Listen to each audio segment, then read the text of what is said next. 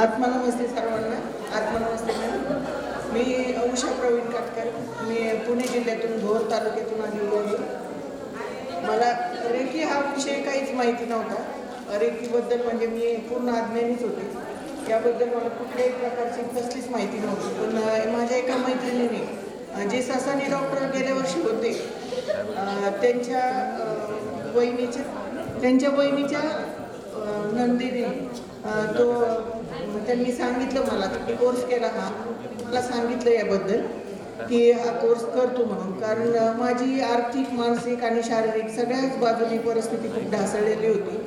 मला खूप शारीरिक आजार खूप होते, मणक्याचे त्रास होते, माझं मानसिक त्रास खूप होता, मला खूप घरातील टेन्शन होतं आणि तसेच माझ्या म्हणजे आजूबाजूच्या लोकांचा त्रास खूप होता. जिथं वास्तू मी घेतली, जी घर मी घेतलं त्या वास्तूत त्रास होता मला. सगळ्याच बाजूने खूप टेन्शन असल्यामुळे मी पूर्ण खचत चालले होते. दिवसेंदिवस पूर्ण खचले होते.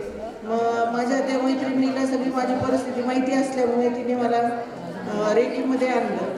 पण माझी आर्थिक परिस्थिती नसल्यामुळे मी काही ॲडमिशन घेऊ शकले नाही रेकीला. माझ्या मोठ्या मुलीचं लग्न झालेलं आहे, तर त्या मुलीने मग ॲडमिशन घेतलं रेकीला. तिने रेकीला ॲडमिशन घेतलं. तिने पूर्ण कोर्स केला. पहिले 3 लेवल पूर्ण केल्या. त्याच्यानंतर ग्रँडमास्टरसुद्धा ती झाली. तिला खूप छान फरक पडला. मग तिने खूप आग्रह केला, मम्मी तू कर, मम्मी तू कर, पैशाची कशी पण ॲडजस्टमेंट कर, पण तू कोर्स कर म्हणली. पहिला तुला फार गरज आहे त्या गोष्टीची. मग पैशाची खूप अडचण असल्यामुळं मी खूप टप्प्याटप्प्याने मॅडमला पैसे दिले आणि मॅडमनी सुद्धा ते माझ्याकडून म्हणजे जसे जमेल तसे त्यांनी पण घेतले. मला कुठल्याही प्रकारचं मला प्रेशर आणलं नाही की तुम्ही पैसे लवकर द्या म्हणून. मग मी माझे पहिले 3 लेवल जेव्हा चालू केल्या त्यावेळेस माझी इतकी कंडिशन बेकार होती. माने सर तर सारखे हसायचे मला सेशनमध्ये. त्यांच्याबरोबर माझं पहिले 3 लेवल झाल्या. एवढी माझी निगेटिव्हिटी माझ्यामध्ये होती ना की मी सतत माझ्या तक्रारी मॅडमला असायच्या. सतत एक दिवस सुद्धा गेला नाही त्या सेशनमधला असा की माझी तक्रार मॅडमला नव्हती. पण 1-2 लेवल झाल्या मी पूर्ण माझ्या मणक्याचा तर त्रास एवढा सगळा कमी झाला. मी 2 पोळ्या करायचे आणि जाऊन बसायचे. परत थोड्या वेळाने परत यायचं, 2 पोळ्या करायच्या, बसायचं. दिवसभर मी घरातलं 4च माणसांचं काम पण मी दिवसभर करत असायचे. अजिबात म्हणजे मला कुठल्याच पोजमध्ये 5 ते 10 मिनिटापेक्षा जास्त उभा पण राहता येत नव्हतं, बसता येत नव्हतं, हातापायांना मूग यायच्या. पण ह्या सगळ्या त्रासातून मी पहिल्या 3 लेवलमध्येच मला खूप छान फरक पडला. त्याच्यानंतर ग्रँडमास्टरला ॲडमिशन माझ्या मुलीने मला जबरदस्ती केली, घे तू म्हणे, पुढं खूप चांगलं आहे तू करायला, तू घे. पैशाची ॲडजस्टमेंट नव्हती माझ्याकडं, पण तरीसुद्धा मी ॲडमिशन घेतलं. मॅडमला सांगितलं, मॅडम जसे जमतील तसे मी पैसे तुम्हाला देईन.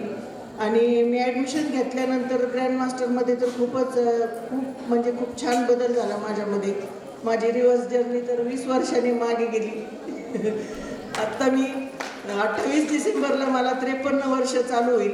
पण मी 20 वर्षांनी मागे गेले. म्हणजे मला स्वतःला 25 ते 30 वर्षाची युवती समजते. एवढा छान बदल माझ्यात झाला. माझ्या चेहऱ्यावरती भयंकर म्हणजे पूर्ण वांगाचे डाग होते, सगळे डाग वांगाचे गेले. दुसरी गोष्ट, माझ्या डोळ्यामध्ये लहानपणापासून जन्मतः तिरळेपणा आहे आणि त्यामुळे मी खूप मला म्हणजे त्याची लाज वाटायची काही वेळेला. तर मी कायम नेहमी म्हणजे डे नाईटचा गॉगल वापरायची, चष्मा वापरायची मी स्वतः. पण ह्या रेकीमध्ये ग्रँडमास्टरमध्ये आल्यापासून माझ्या तिरळेपणामध्ये हळूहळू कमी होत चाललं आहे. म्हणजे प्रमाण त्याचं कमी होत चाललं आहे आणि त्यामुळे मी ह्यावेळेस चष्मा डे नाईटचा न घेता पूर्ण व्हाईट ग्लासचा मी चष्मा घेतलेला आहे आणि मला त्याचा सुद्धा मला खूप आनंद होतो. आणि माझ्या घरामध्ये सतत वादविवाद व्हायचे, त्यातून पण मला खूप शांतता मिळाली. पूर्ण घरातील सगळे व्यक्ती म्हणजे खूप शांत झालेले आहेत. माझी मोठी मुलगी ग्रँडमास्टर झाली, छोट्या मुलीने सुद्धा आत्ता 3 लेवल पूर्ण केल्यात. पण आमच्या सासूबाईचं लेकरू काय याच्यामध्ये यायला तयार नाही आहे. आता आमच्या मॅडमनी जर त्यांना काही जरी थोडीशी रेकी दिली तर पुढच्या वर्षी ते मला घेऊन येतील इथपर्यंत. आता ह्यावेळेस मी त्यांना घेऊन आले, पण ते पुढच्या वर्षी त्यांनी मला इथं आणावं अशी माझी इच्छा आहे. म्हणजे माझं पूर्ण कुटुंब ध्यानी होईल आणि खरंच माझ्या घराची उत्तरोत्तर प्रगती होईल. या मॅडमच्या आणि या ब्रह्मांडीय ऊर्जेच्या आशीर्वादाने मी पूर्णपणे खरंच खूप आनंदी झालेली आहे. माझं संपूर्ण कुटुंब आनंद आहे सर्वीकडे. धन्यवाद, खूप धन्यवाद. Thank you madam.